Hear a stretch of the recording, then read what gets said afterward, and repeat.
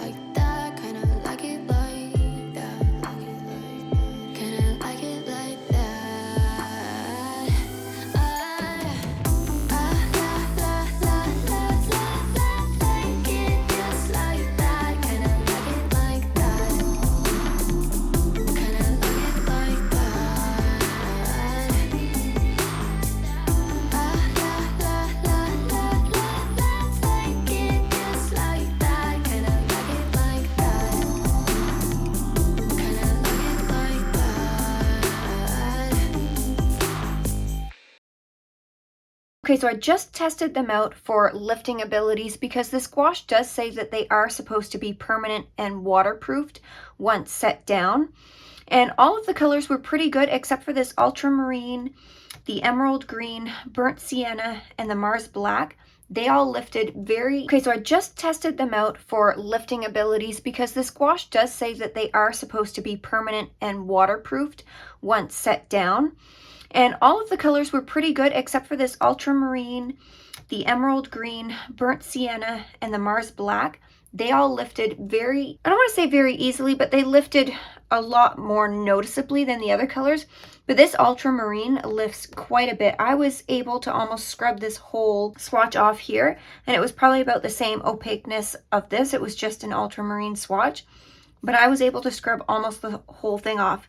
Now these have been drying here for about two hours or so, so maybe they're not completely set into the paper. So I'll have to go back in a couple of days and maybe I'll try again over here just to see if it will lift. But I feel like for paints, letting it dry for a couple of hours, that's usually pretty good. And especially on this etcher paper, it does dry really quickly. So are they really waterproof? I'm not sure. I'll have to keep testing that out. But I think I just want to jump into the artwork right now, and I will do that all in real time over on my Patreon. And of course, you guys will get the sped up version here. But I just want to jump in and really play with these colors more and see how they work. So I wasn't really sure what I wanted to create with these Liquitex Acrylic Gouache, and I found this rose picture and I just absolutely fell in love with it. Now I did change the original photo a bit in my sketch, so that is available over on my Patreon for you guys. Now, I see a lot of people complain that these acrylic gouache aren't super opaque, but I think I actually liked them more because they weren't super opaque. Now, the truly opaque colors in this set are the dioxazine purple, burnt sienna, and Mars black.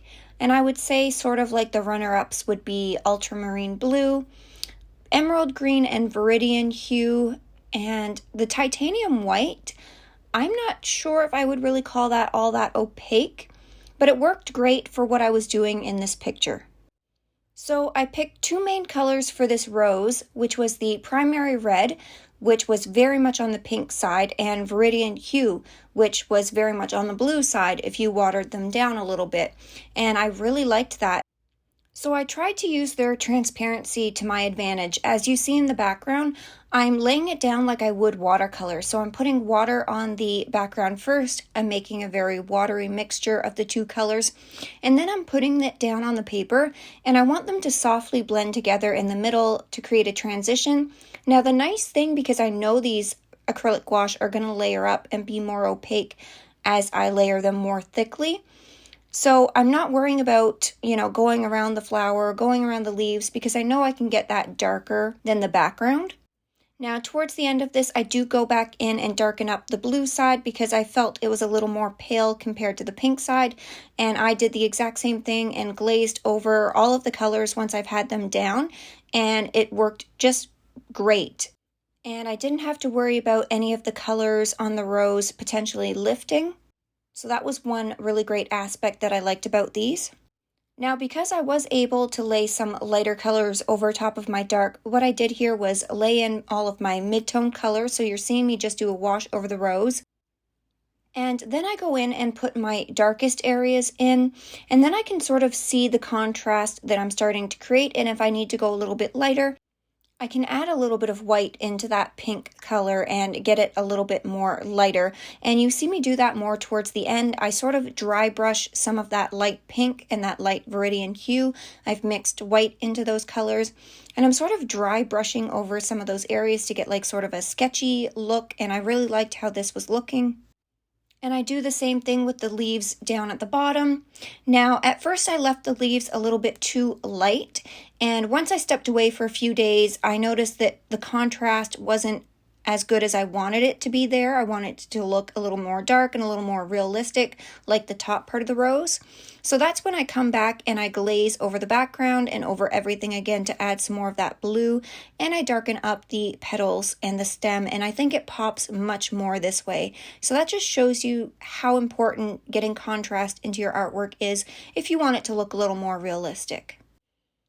And then I just go over any areas again with that white mixture mixed into either the primary red or the viridian hue, just to touch up any of the light areas and put more of that like dry brushing sketchy look on the rose.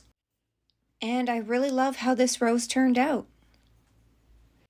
Now, one thing I noticed with these two colors, especially doing them in the background where I was using a lot of water on the paper and I was mixing a lot of water into the color. Now, if I was using traditional watercolor, they would spread out a lot using that much water, but I have to say these acrylic gouache didn't spread out at all, and basically where I put the brush stroke down, even though it was so wet, the color just seemed to soften a little bit. So I could be more controlled, and I got a really nice transition between the two colors because they didn't bleed too much into each other. So I don't know if that's just with acrylic gouache or maybe just these paints in general, but that is something that I did notice with them. And I also want to mention about the Mars Black. This is the only color out of the set that granulates. And I sort of like that because I did a little bit of it down at the bottom of the flower. I used that black mixed in with those colors to get a little bit of a granulating, some texture going on. So that's kind of neat if you want to mix it in with a color to get a little bit more texture. But I also went ahead and ordered the ivory black, which is not supposed to be as granulating. So I'll compare those two at some point when I get that one. So this is what I ended up doing for this Liquitex Acrylic Gouache demo, and I just love how this turned out. I was actually pleasantly surprised with these. Now I have the real-time version available over on my Patreon. If you want to see that as a tutorial, you could completely follow along with this using watercolors. And if you wanted to do the lighter bits that I put on here and there, you could always mix some white gouache in with your colors. But I had so much fun creating this, and I was really pleasantly surprised with these acrylic gouache. Now, if you see a lot of the reviews, they don't like how transparent they are, but I sort of used that aspect to my advantage, and I built up the colors like I would with watercolor because that's sort of what I'm familiar with doing.